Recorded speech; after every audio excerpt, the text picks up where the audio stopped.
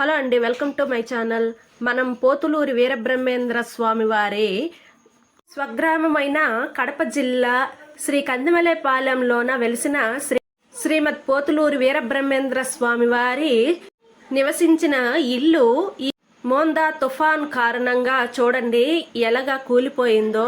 అతను నివసిస్తున్న ఈ పవిత్రమైన ఇల్లు ఎన్ని సంవత్సరాలు బట్టి కాపాడుకొని వస్తున్న ఈ తుఫాను వల్ల చూడండి ఎలాగా సగంకి కూలిపోయిందో గోడ అనేది. ఆ పెహరీ గోడ, అతను నివసించిన ఈ గృహం అనేది ఇలా అయిపోవడం చాలా బాధాకరంగా ఉందండి. చూడండి అతను నివసించిన ఇల్లు ఎంతమందో పర్యాటకులు వెళ్ళి దర్శనం చేసుకొని ఆ స్వామిని చూసి, అతను నివసించిన ఇల్లు కాబట్టి మనకి ఇప్పటికీ ఉందంటే మనకి ఆశ్చర్యాన్ని కలిగిస్తుందండి. అంత కాపాడుకొని వచ్చిన ఈ ఇల్లు ఇప్పుడు ఇలాగ అవ్వడం బాధగా ఉందండి.